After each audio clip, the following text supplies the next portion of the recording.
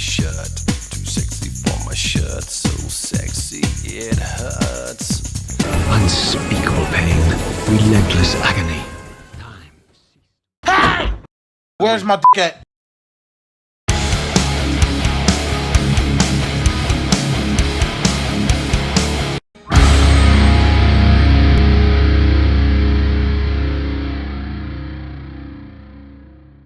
Hello viewers and welcome to the Craft Mask, home of custom action figures and toys. I'm your host, Charlie, back in a new year with a new video. Same old YouTuber, but hey. And because it's a new year... It is April, my dude! Yeah, that joke might have landed in January. But I caught a bad case of the coof, and it transported me here, into the worst timeline. On the bright side, at least the worst years of our lives are passing quickly. Speaking of time travel, Soul Reaver 1 and 2 have been remastered, part of the Legacy of Kain series, perhaps the best written, incomplete story in all of gaming. Not a mystery, since it was penned by legendary writer Amy Henning, who has legendarily bad luck with employers. You idiots! You fools! Oh, you imbecile! Shut up. For those of you who don't know, and I pity you, Soul Reaver is specifically the portion about Raziel. Raziel is a middle management vampire who makes the terrible mistake of upstaging his big boss vampire, Kain, who then throws him down a well. At the bottom of that well, Raziel meets this Cthulhu-looking guy who says to him, Kain is badman, and I am goodman. We can work together to kill Kain. I promise I won't betray you also. And Raziel just goes with it. Either he is a terrible judge of character, or he was just really mad. Understandable. You'd be mad too if someone threw you into a vat of acid and you lost your pretty face and your really cool leather pants. But beyond that fairly simple premise, there's a whole lot of complication. Time travel and betrayal and redemption. It's brilliantly written. Dialogue is supreme. I mean, just listen to this. From the shards of tattered dreams I rose, unwilling, tossed upon tides of pain that flowed and ebbed and left me searingly awake, and more revoltingly, alive. The entire series is chock full of this stuff. It's not even the best example, it's just the one that fits my mood most of the time. At least now, after what seems like an eternity, Raziel has returned from death. Again. And since he's the only other angry boy with 3 fingers that I know of, this discount Ninja Turtle will be our base. That's right, today I desecrate an icon of my early childhood upon the altar of my slightly later childhood/teenhood to celebrate the remaster of Soul Reaver. Out now on PC, Nintendo Switch, PlayStation 4 and 5, Xbox One and Series S. I'm not sponsored for this, I just want the remaster to sell well enough that they might finally continue the story. God have mercy, that cliff has been hanging for 22 years! The first bitter taste of that terrible illusion. Hope.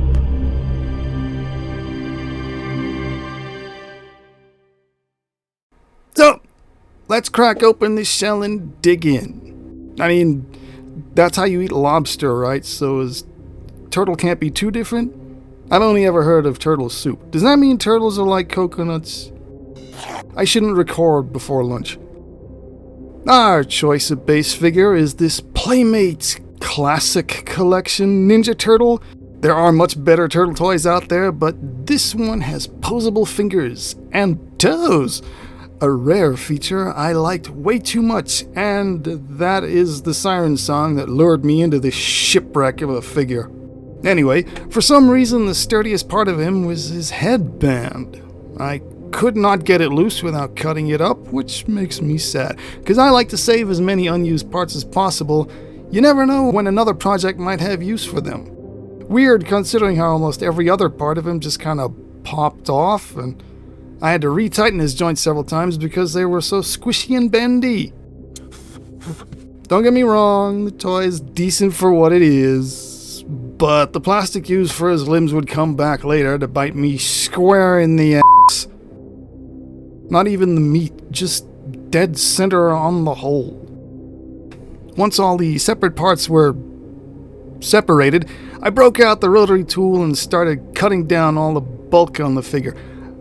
I was hoping that his proportions would be passable for our skinny blue man once the excess was removed, but his shoulders are just too broad.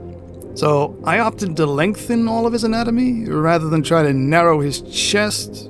It just seemed too risky at the time, but now that it's all done, I choose wrong every time. These projects are always humbling like that because I don't have a degree in engineering, and that my attempts to improve on the work of someone who does is a constant reminder that I don't really know what I'm doing until I start to do it. You may not like it, but this is peak male performance. Might use his ass. Save me some sculpting time. Some of the conscious cuts and sanding I did was to increase the range of movement around his arms, which was limited by the overhanging shell. Reload!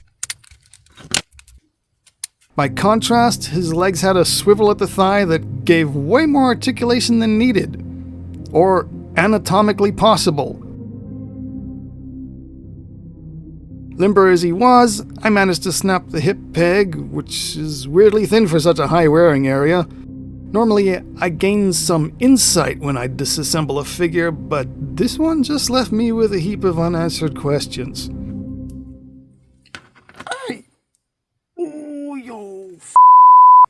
What's not in question is this. I am my own worst enemy. I struggled against good sense and physics to make the native abdomen work. Why? Reload! Like I said, I like to keep as much of the original parts as possible. I think that after replacing enough parts, you may as well just make the whole thing from scratch. At that point, it'd probably be easier too. Reload! Reload! And especially here, it took several failed attempts until I had to concede. His abdominal ball joint was just too damn big. I removed the original ab joint and replaced the whole midsection and neck with some jetton joints. That's the other side of too many replacements. It increases the cost of the project, and I try to keep things budget friendly.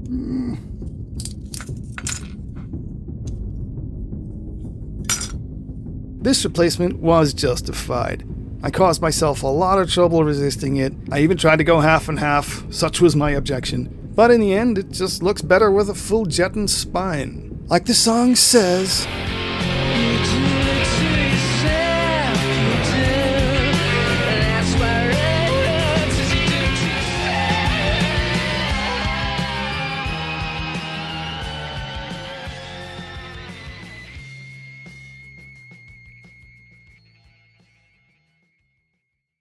Reload!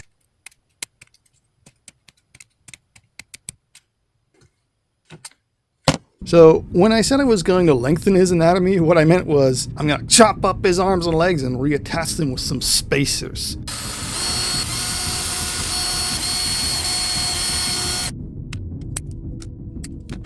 The awful squishy joints are really large, so there wasn't enough material to put a screw directly through the middle of the arm without also drilling through the joint and locking it up. I got away with decently solid bolts in the legs, but I had to hope that just some paper clips would be enough to hold his arms until I could bond more plastic to them. I know certain glues and epoxies give an easier initial bond, but I have to plan around my own inadequacies. I opted for soldering instead because it lets me undo any mistakes easily without having to wait for the glues to cure or fight with the glue after if I need to remove parts. burning with white-hot fire. Heat makes hard plastic into soft clays I can shape and reshape almost endlessly. No harm done, except to my lungs. I kid. I wear a respirator as much as I can stand, and so should you.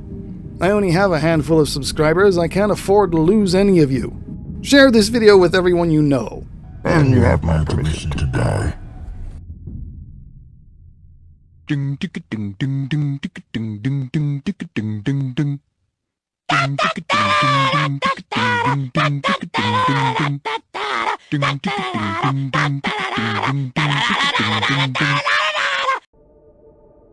The plastic to clay analogy is relevant throughout this project as I go to work carving out the figure's limbs with my trusty wood burner. Actually, I don't trust it at all. I got the thing for way too cheap. That's why I never let it get above 300 degrees. Not that it needs to. In the particularly cold weather, 242 would be the low, but like if this was warmer weather, it'd probably be more like 232 for the sculpting process. Cutting and straight up melting will probably be 280 to 290. After I melted in the initial muscle lines, I ground out the muscle's volume using various rotary heads, which left a whole mess of plastic shreds everywhere. But that's just as well, because it's actually up here. It doesn't start here, so all of this stuff is wrong. So, a bunch of resculpting had to happen, and I was able to use those shreds to form up the plastic again. After that, the muscle still needs some more subtle shaping, but to do this I needed to make a slight modification to one of the burner tips. By sharpening it on just one side, I could scoop out a very fine crevice. This is why I like cheap tools. It's much more stressful tampering with expensive stuff. So here we reached the point where the soft plastic turned around to bite me. But it was in the ass, so technically I was the one who turned around. This metaphor has fallen apart. It's mostly my fault. The metaphor and this thing. I picked a project that required a full resurfacing, but I thought, I can get away with it because if I just carve down with the burner, I can brush off all the curlings, right? Wrong! Damn rubbery garbage plastic this turtle is made of was so sticky and gummy it refused to let go of itself. The curlings had to be cut off with a scalpel and flame smoothed several times over to rid the figure of all its thousands of tiny plastic hairs.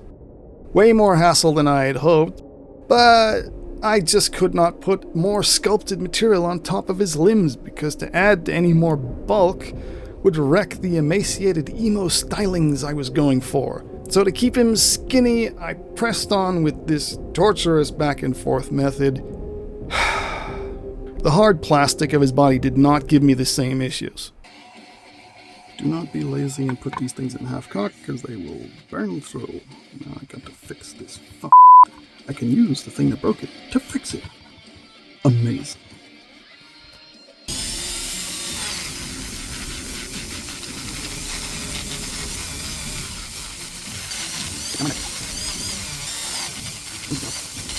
My trick's gonna work on me. Only money.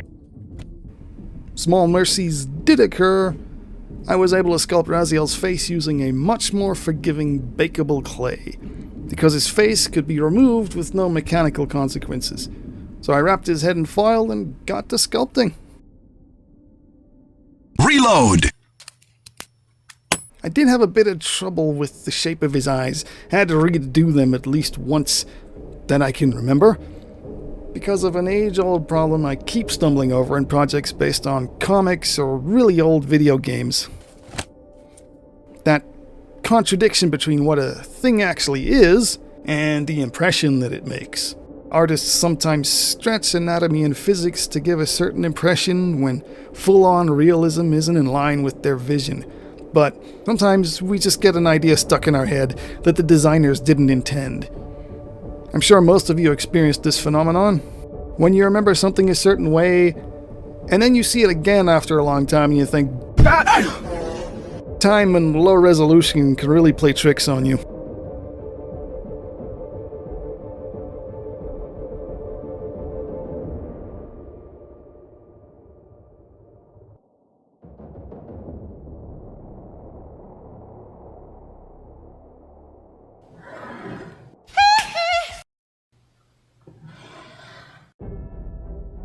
With a 3D pen, I could easily recreate the basic shapes of his greaves, but I struggled to pick between his official art and his actual video game look. Ultimately, it's not like they really draw all that much attention, so I just sculpted something vaguely in between what they were meant to be and how I remember them being. F*** that. Reload!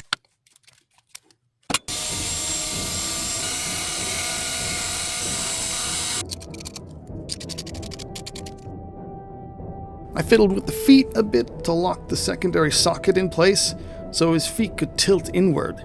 I'm really curious why the designers made him that way, because the ability to tilt his ankle really boosts his stability at a wide stance.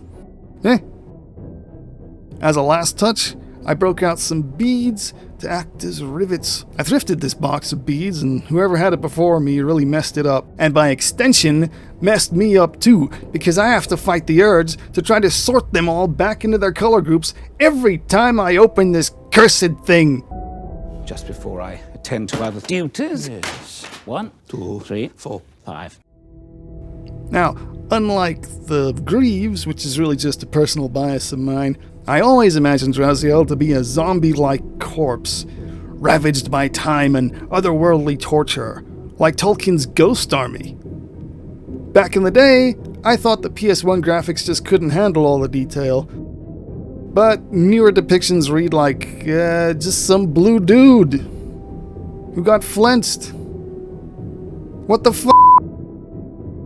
Past and present Charlie agree. Not grimdark enough. So, I opted to make him some fully exposed ribs. In a process I forgot to film. I filmed the process of sculpting the spine muscles, but you can't really see them in the final product. Oh well, it was fun, so not time wasted, in my opinion. I went to apply the same technique as I did with Raziel's face to his toes and claws. That is, sculpting over a foil barrier, baking the clay with a heat gun, and gluing the sculpts back on. This is probably going to become a favorite process of mine because it is way less stressful than to deal with the epoxy putties that have a very small window where you can work with them comfortably. And I'm just not that good of a sculptor to get everything I want done in under an hour. So it is a little less precise and requires a little more cleanup, but overall, much less mentally taxing. I wondered if I just left this bit playing on a loop. I repeat myself on this channel all the time. Could I have a channel as popular as the Hoof GP? I'll be very, very shocked. After it was all said and done, I still end up using epoxy to fill in and smooth out any gaps between the polymer clay and the figure. The rest of that gap-filling material was used to sculpt on the few parts of Raziel's body I couldn't make reductively or use the bakeable method. Namely, his pectorals, his multifidus, and his sternocleidomastoids. Huh? Someone actually named it that. Well, I'm not gonna call it that. This is the Gulf of Mexico, and these are neck muscles. Facts!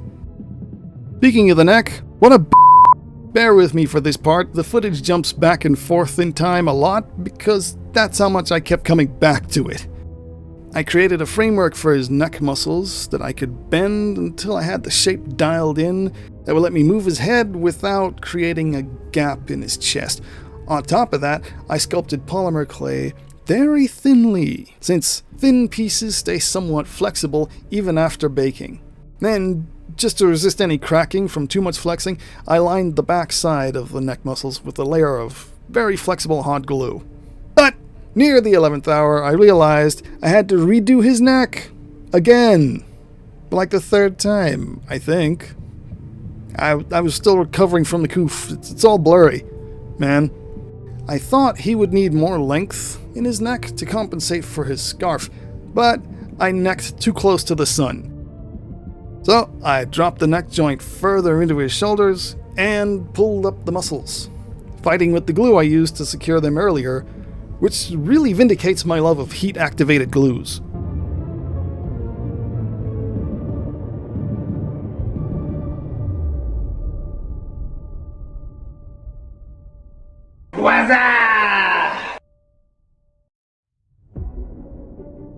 Jumping back to the other timeline, I found this synthetic material which melts at a fairly low temperature, which is perfect for making Raziel's wings. You see, using heat, I can seal the edges of the material to stop fraying. And not only that, I can press the freshly melted parts together to fuse those parts into one, meaning I can craft the very ragged shapes of Raziel's wings and keep the shape consistent over more than one layer, and I don't have to sew.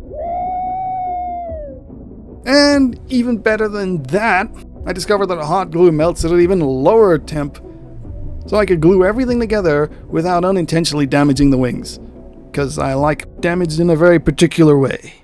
There's a taste in my there's my joke right there. My fiance watches these videos. I'm gonna get my ass beat. Now, Raziel's wings aren't meant to have bones, but I do want them to be posable, which means I had to install bones of extra thin wire. Works fine for gentle bends, but I also have to make joints at the shoulders because the very harsh and frequent bends at that point would eventually snap the wire. And that's where this Batman toy comes in. He's from the Imaginext line. Cheap junk for kids, but they have this really rather nifty shoulder joint, and I regularly dismantle them for this sole purpose. So if ever you're wondering who buys all those jank toys from the thrift stores, it's me. Because of all the mechanically important parts still living inside of his torso, I had to reduce the joint down to as small as I possibly could, and carefully carve sockets into his shoulders. In the end, the fit was so tight, I had to use a glue, because there was just no way to heat weld within that small space. With his body mostly done, I moved on to Raziel's clothes, or what was left of them. I planned to use actual cloth for his bandages, but I've never liked the double bandage depiction of Raziel when he clearly has armor on before he gets dunked, so I sculpted some brass armor plates. There's plenty other stuff in Raziel's design that doesn't make logical sense, but I'm too nostalgic about it to pick all those to pieces. But I do have to say, some of those design choices, much as I love them, make life miserable for recreating them in real life. Like his cape/scarf would have to fall and fold in a specific way, and I tried my hardest. I tried glue, I tried wire, I tried ironing, but the fact is, fabrics at this scale just don't have the weight to look that way. So I employed the only cheat I could think of. I sculpted up a solid scarf, with its folds and edges greatly exaggerated, so that when I glued on the real scarf, it would conform to those shapes and edges without being too rounded over. After that, I stuck on another piece of fabric underneath to stop the solid scarf from chipping the paint. And in case you're wondering why I went through all the trouble of using actual fabric, it's because he needs to be able to do this. And I didn't want to sculpt 2 solid scarves. And then I ended up spending about twice the amount of time trying to get the fabric scarf to work as it would have taken just to sculpt 2 solid scarves.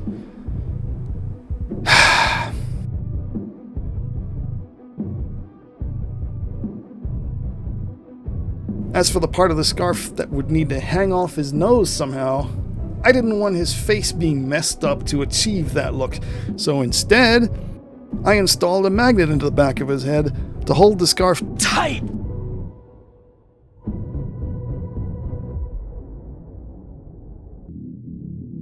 Raziel's weapon, the titular Soul Reaver, was a tricky piece.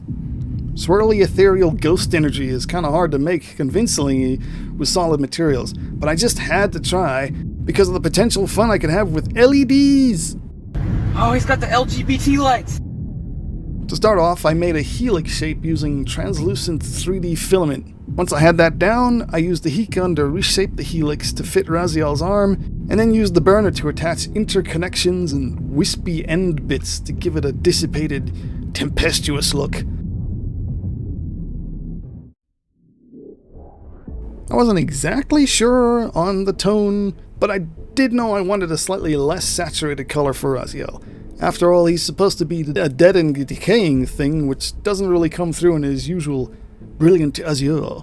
So after I laid the base coat of blue and a lighter blue dry brush, I slathered a dark teal wash over him, with extra layers of the wash added to the deep crevices of his muscles. And for the upper highlights, I used a combination of that same light blue with a bit of yellow and some white, very nearly the edge of green. This hoof horn is so yellow. While I was painting his scarf, two things really annoyed me. One, the super dark fabric was absorbing all the paint, so trying to get it that lighter color of brown was a real pain in the ass. And a lot of the fabric got a lot stiffer from all the paint than I wanted it to. Kind of a disaster. Also, there are splotches of glue that came up from underneath. This was just the prototype scarf. Problem is, this project ran for so long, and I was so burnt out, I really didn't feel like making another scarf. So I tried to make it work, and yeah, I don't know that it did. Oh well. During the painting process was when I actually discovered the one and only downside to the material that I found, and that's that it was not the best color. If it was white, or hell, even better, blue, I would have had to put less paint on it, and that would have been quite nice. But I suppose it can't all be perfect. And all that was really left to do on all the pieces was to lay out some dirt in all the places where that might accumulate, for which I used various pastel powders. Simple and easy. Really, the most annoying part about the painting process at all was having to go back and forth with the varnishes to try to stop the paint from chipping at all of the joints. And I won't lie, I got tired of that real fast and made a few last-minute redesigns so that most of his joints would never be visible. Where I couldn't do that, I cheated and used some permanent marker, which seemed to stick. Next time, I'm gonna try to dye the plastic or something. For now, though, I'm gonna leave our boy at that. So, the project is officially complete, and Raziel is resurrected. What pitiful form is this that I have come to inhabit? I am destroyed. You are reborn, my Soul Reaver, my angel of death.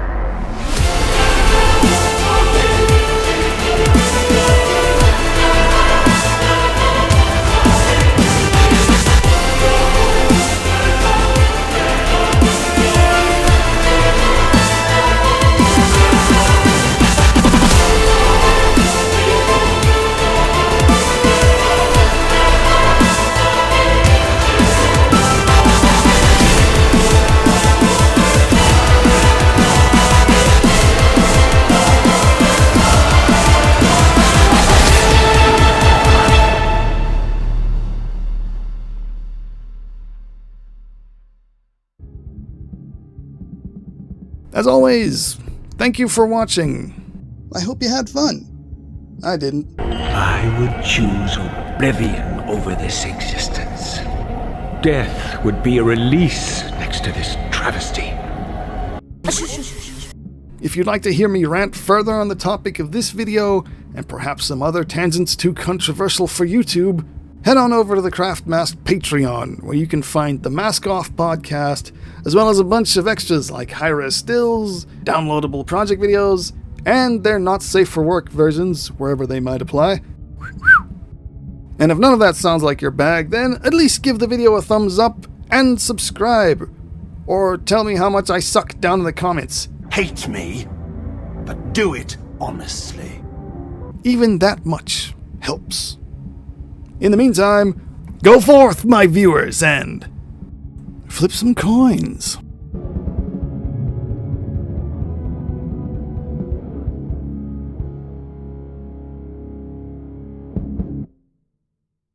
While I was mixing up clay for the hoof, This impression that was left in the clay was the first time that I noticed that the damn scalpel blade had chopped up my thumb.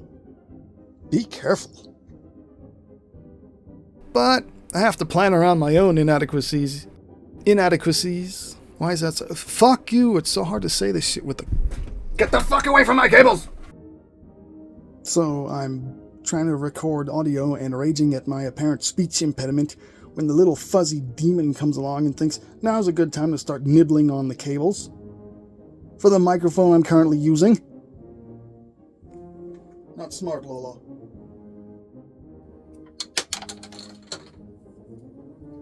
Fuck me.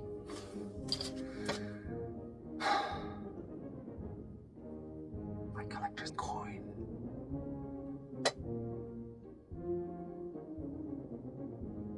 It just flew behind the bench.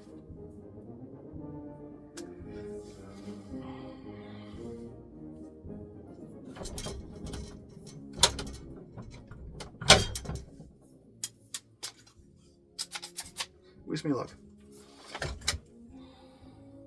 1 week later.